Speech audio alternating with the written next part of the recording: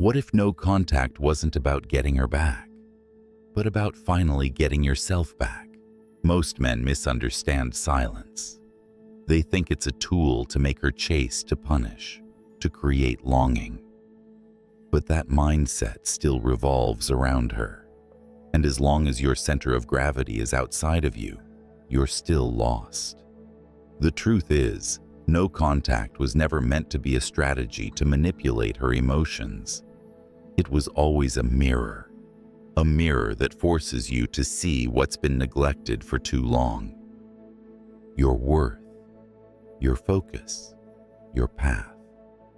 In the beginning, it feels like absence, but slowly something deeper happens.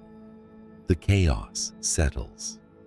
The emotional noise fades, and in that stillness, you start hearing yourself again.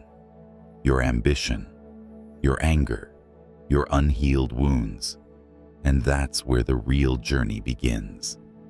Not back to her, but back to you. You don't rise by hoping she misses you. You rise by no longer needing her to. If you're ready to stop using silence as a tactic and start using it as a rebirth hit, like, subscribe, and comment below. No contact is my return to power. Let's begin. Number 1. No contact isn't silence. It's your psychological rebirth. Right now, you might think that going no contact is about ignoring her, that it's just another game in the post-breakup playbook. But here's what most men don't realize. No. Contact isn't passive. It's not ghosting. It's not revenge. It's a psychological revolt against your former self, the one who begged, over-explained, and made his peace dependent on someone else's validation. You're not cutting her off. You're cutting off the version of you that kept reaching for something that no longer serves you. Because when a man chooses silence, not out of spite, but from strength, he stops bleeding. Energy. Every text he doesn't send, every call he doesn't make, is a reclaiming of power. And that power isn't loud. It doesn't announce itself, but it shifts everything. This is the Stoic core of no contact. It's not about her. It's about you, as Marcus Aurelius taught. You have power over your mind, not outside events. You stop giving her your reactions, your vulnerability on a silver platter. You stop inviting someone into your chaos who never stayed to clean up the mess. And in that stillness, she notices. Not because you're forcing her to, but because silence creates a vacuum, and humans hate vacuums. Your absence becomes louder than any message you could send. She starts to wonder. Has he moved on? Why isn't he breaking? That mystery begins to erode her control. But your goal isn't to manipulate.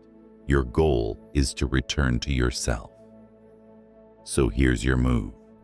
Every time you want to reach out, redirect that urge. Go lift, go build, go create. Not to show her, but to find you. Let the silence become your new rhythm. Let your calm be the sharpest disruption. And in time, she'll realize that the man she thought would chase vanished into something untouchable. Psychologically, you become the one she remembers, not because of drama, but because of distance. She didn't expect your silence to be this dignified, this absolute, and that silence. It becomes the moment she finally hears you. If you've reclaimed your power through quiet, write it now. No contact wasn't absence. It was my return to power. Number 2. The pain isn't breaking you. It's building the man you forgot. The silence hurts. Her absence feels like an echo that won't stop repeating. Your mind replays her last words, the last glance, the way her presence once made you feel like you mattered. It's tempting to run from this pain, distract yourself with noise, rebound connections, or false dopamine hits that numb the ache but never heal it. But what if this pain isn't here to punish you? What if it's the very fire that forges your next evolution? Stoicism doesn't ask you to smile through the storm. It asks you to walk into it without flinching. Because real strength isn't found in avoiding suffering, it's found in facing it until it stops controlling you. As Seneca said, we suffer more in imagination than in reality. The problem isn't just that she left. It's the story you told yourself about what her absence means. Right now, that pain you feel, it's not weakness. It's the raw material of transformation. Every sting of memory is revealing how much of yourself you surrendered to make that relationship work. You stopped being your own center and became a satellite to her world. Now, the ache is your body's way of saying, "Come back, rebuild." Here's the flip. This isn't the end. This is the great unveiling, the identity you wore. The man who needed to be chosen, validated, and seen is cracking. And beneath that, there's someone sharper, calmer. Someone who doesn't chase love at the cost of his peace. So what's the move? Sit with the pain. No distractions, no numbing. Let it say what it came to say. Let it show you the parts of yourself that still believed love meant self-abandonment. Then do something powerful. Write it, lift it, sweat it, scream it, transmute it into action, because pain is only poison when you let it stagnate. In motion, it becomes a weapon, a forge, a purpose. Psychologically, this changes everything. You're no longer reacting like a man who's lost something. You're transforming like a man who's gaining clarity. You stop waiting for her to come back and start becoming the man she wouldn't recognize, even if she did. If you've ever turned heartbreak into momentum, write it below. My pain didn't break me. It rebuilt my direction. Number 3. Detachment isn't coldness. It's the highest form of emotional mastery. Right now, you may think that caring less is the only way to survive this. That detaching means you have to numb out, shut down, or become someone who simply doesn't feel. But that's not detachment. That's avoidance. And avoidance is fragile. It cracks the moment she texts, posts a photo, or shows signs of return. Real detachment isn't about pretending not to care. It's about not collapsing when you do. In Stoic terms, detachment is clarity. As Epictetus taught, it's not things that upset us, but our judgments about them. You can love her, miss her, want her. But if your peace relies on her choosing you, you've already lost yourself. Detachment is the choice to keep your center, even as emotions swirl like storms around you. You're not rejecting emotion, you're reordering it. That's the difference between power and performance. You still feel, but you don't act from the chaos. You still love, but you don't beg to be loved back. You still notice the silence, but you stop trying to fill it with noise. Instead, you fill it with structure, with stillness, with the rituals that return you to yourself. This is what changes the frame. she expects reaction. That's the pattern she's seen before. Neediness dressed as devotion. But this time, your silence isn't empty, it's intentional. It doesn't scream, "I don't care." It whispers, "I've learned to hold my feelings without making them someone else's responsibility." And that energy, that's rare, that's powerful. Because now, she no longer sees a man tangled in emotional confusion. She sees someone who's mastered the art of loving without losing his identity. Someone who can care, but not crumble. So here's your move. Whenever the emotions rise, pause. Don't suppress them. Observe them. Let them pass like waves. Then act from stillness, not sentiment. Call a friend. Hit the gym.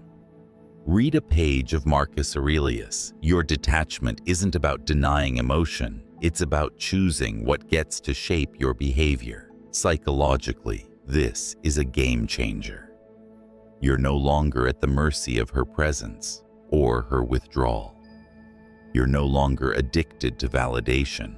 You become emotionally sovereign, and that's when people feel your shift without you needing to explain it. If you've ever stood strong in your feelings without letting them rule you, say it now. I felt it all and still chose peace over panic. Number 4. Silence isn't emptiness. It's the sound of power, returning. You think she doesn't care because she hasn't reached out. You think your silence has gone unnoticed, but here's the hidden truth. Even in the quiet, she hears you. Silence isn't absence, it's presence concentrated.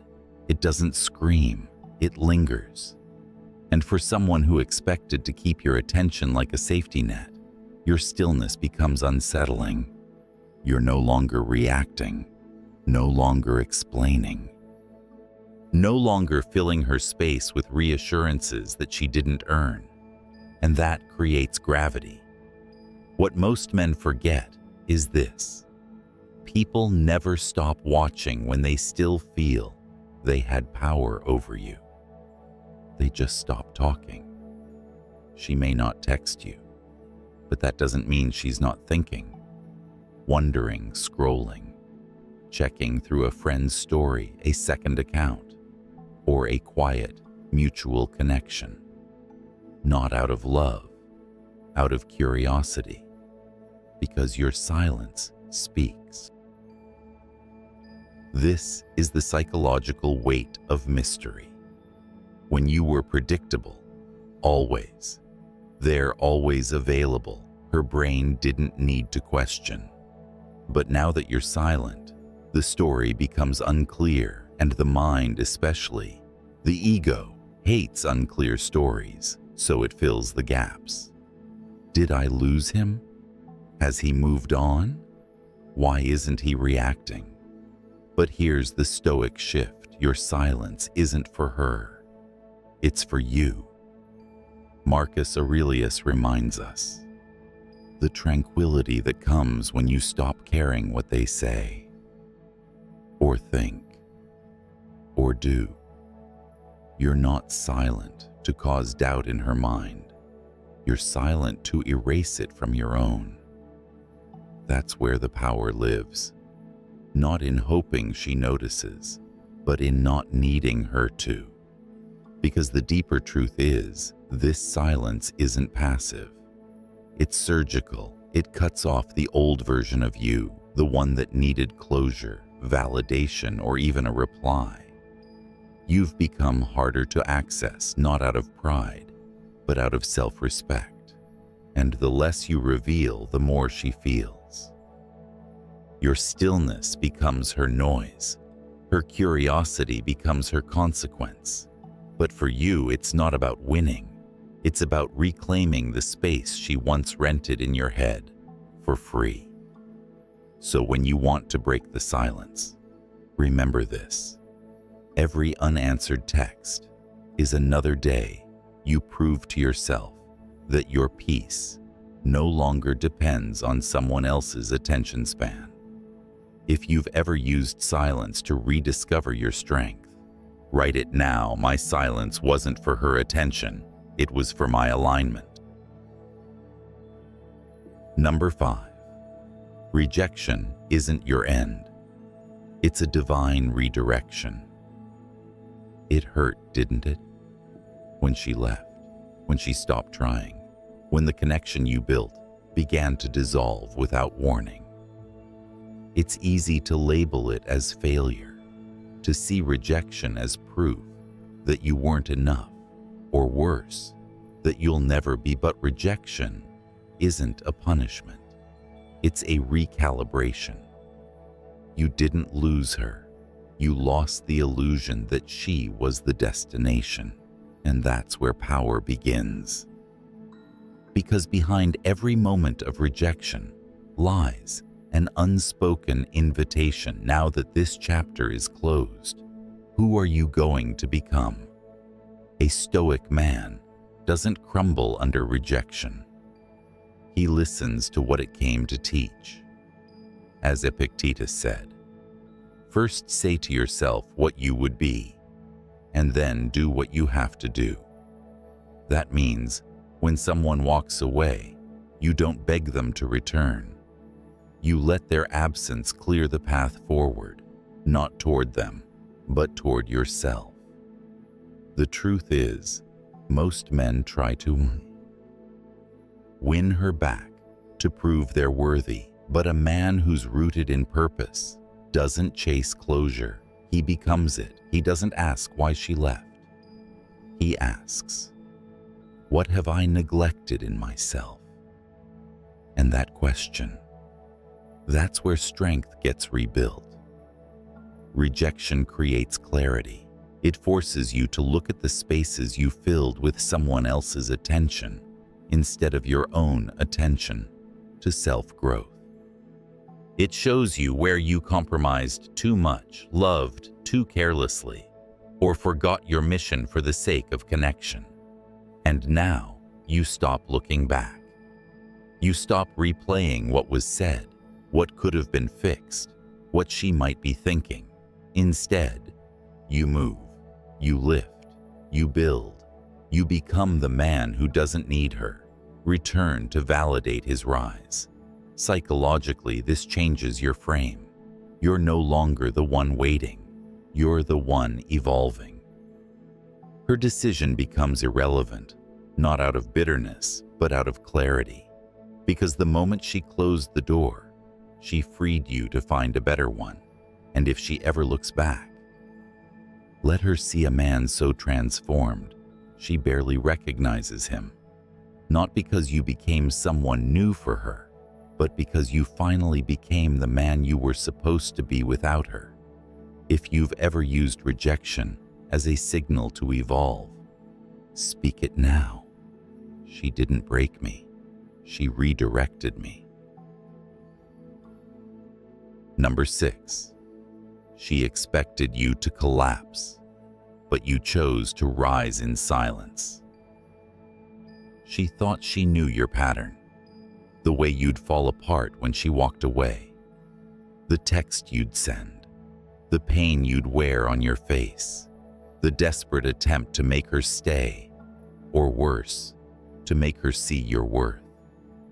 That's what she counted on, the familiar rhythm of emotional collapse. But this time, something changed.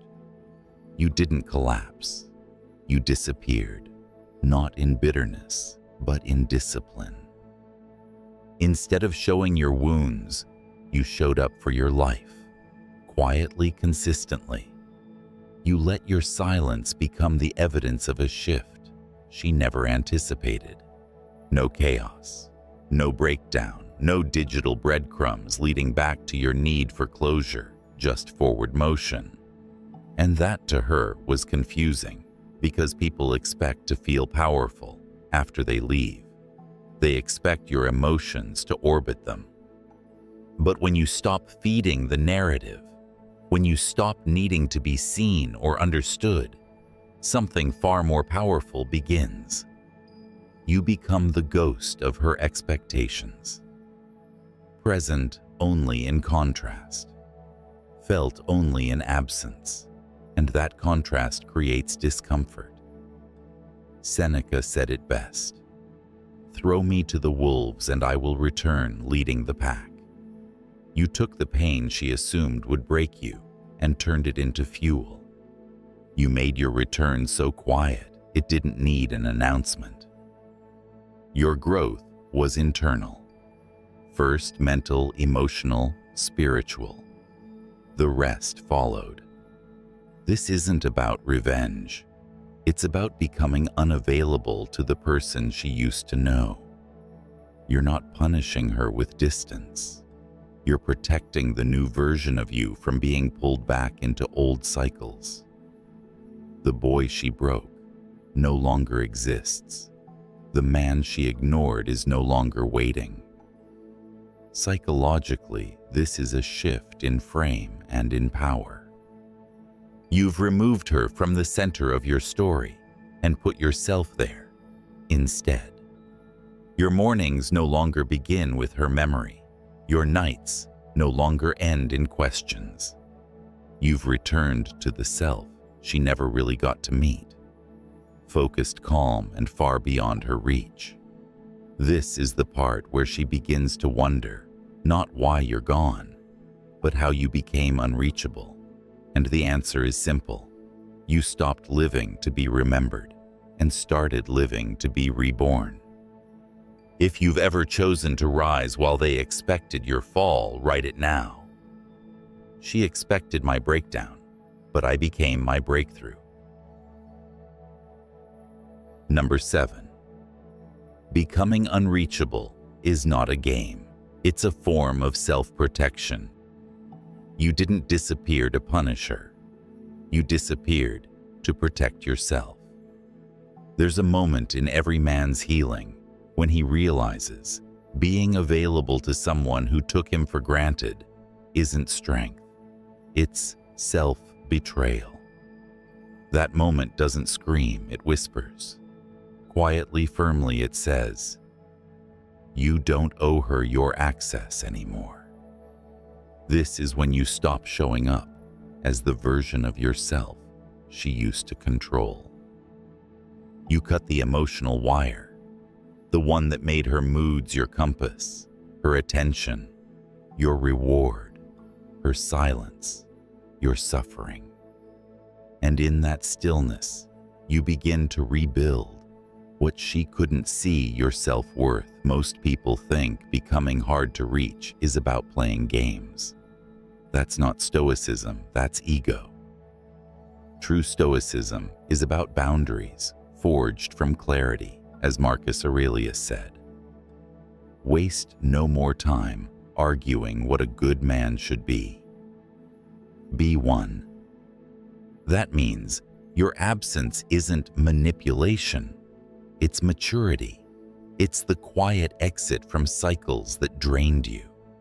And it's the decision to place your peace above her unpredictability. You no longer post to be seen. You no longer engage to get closure. You no longer leak your energy into conversations that don't nourish you. You vanish, not from the world, but from her world.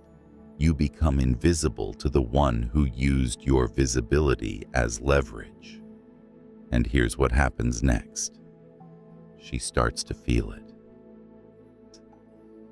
The distance, the disconnection, the emotional hunger she never thought would come. Your silence becomes scarcity, and scarcity creates value. But this isn't about her hunger. It's about your healing. Your disappearance is not cold. It's calculated. It's the strategy of a man who no longer hands out pieces of himself to people who didn't bother to hold them with care. And the less she can predict you, the more she begins to spiral. Not because you're cruel, but because you've become a mystery. she no longer has the keys to decode. Psychologically, you flip the power dynamic. You're not waiting to be chosen. You've already chosen yourself. And when she reaches for the old version of you, she finds a locked door where there used to be an open wound. If you've ever disappeared to protect your peace, write this. Below, I didn't vanish to hurt her. I vanished to find me. Number 8, your greatest revenge is the growth she'll never get to know you. Could have shouted. You could have posted, flaunted, sent cryptic messages dripping in sarcasm and regret. You could have made your comeback visible, every achievement, every smile, every glow up. But instead, you chose something quieter, sharper, more unsettling. You grew in silence. No fanfare, no applause, just early mornings, late nights, and a discipline she never got to see when she had you. The man she walked away from was still healing, still molding, still questioning. The man you are now, focused, composed, scarred, yes, but stronger than she ever imagined. And this is where the real power begins. Not in her watching you rise, but in you, no longer needing her to, as Marcus Aurelius taught. The best revenge is to be unlike him who performed the injury. You don't need her regret. You don't need her recognition. Your growth is not performance, it's protection.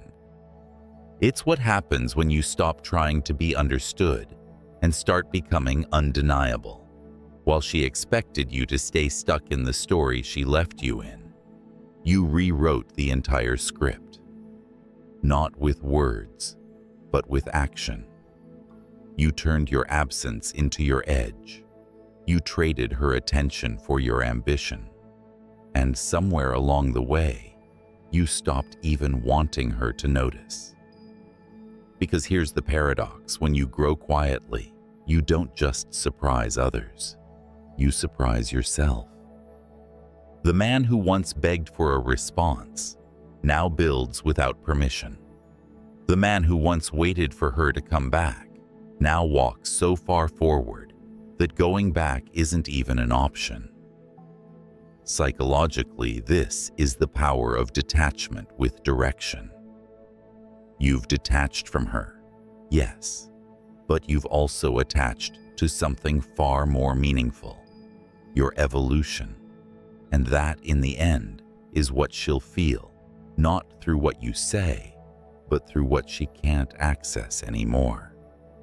The old you was available, predictable, manageable.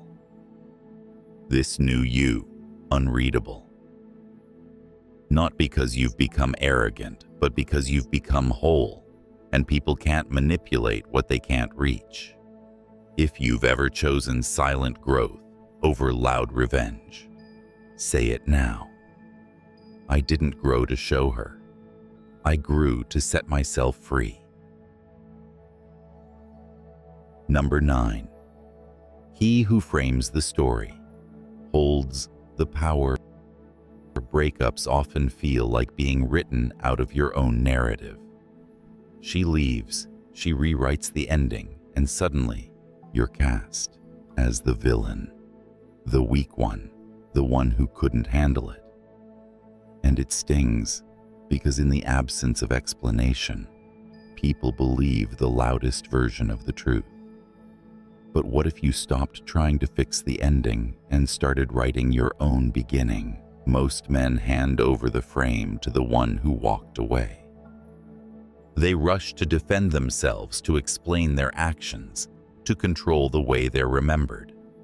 But a Stoic man, he reframes quietly, powerfully, without apology.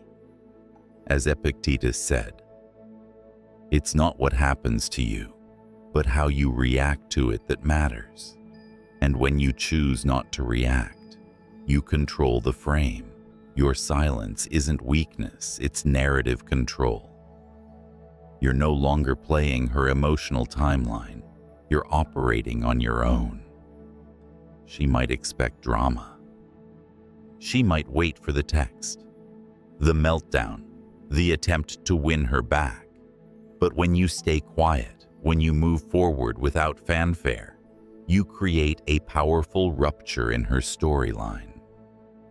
She can no longer paint herself as the one who left you behind, because you don't look behind. You don't wait for an edit to the past. You invest in your future. Reframing is the most powerful psychological pivot you can make. It says, I decide what this means for me. Her silence doesn't mean you're unwanted. It means space to grow. Her absence doesn't mean you were a failure. It means you're now free. The breakup isn't your ruin. It's your release. Here's the shift. Stop responding on her timeline. Stop waiting for closure or an apology. Stop letting her actions dictate your meaning. You take the pen. You decide what this moment builds. And when you do, she may still speak about the ending, but the world will see your next chapter. And that version, the one she can't shape, that's the one that holds the power. If you've ever reclaimed your story by refusing to react, write it now. I didn't lose the frame. I rewrote the focus. Number 10. Her regret is not yours to carry. You might wonder if she regrets it. If late at night, when the world slows down, her mind wanders back to what you shared. If the silence she left you with ever echoes in her own heart. And maybe it does. Maybe she does regret it, but that's no longer your concern. Because here's the truth. Most men never learn. You don't need her remorse to heal. You don't need her apology to move forward. Her regret is not your redemption, and her guilt is not your victory. A Stoic man knows that freedom begins where emotional debt ends, as Marcus Aurelius reminds us. Choose not to be harmed, and you won't feel harmed. Her actions may have hurt you once, but clinging to the hope of her regret only delays your peace. You don't need to witness her pain to validate your own recovery. If she regrets losing you, that's her mirror to face, not your burden to hold. You're no longer standing in the past, hoping she looks back.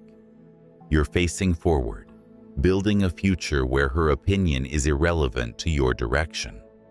The moment you stop needing her to understand what she walked away from is the moment you fully return to yourself.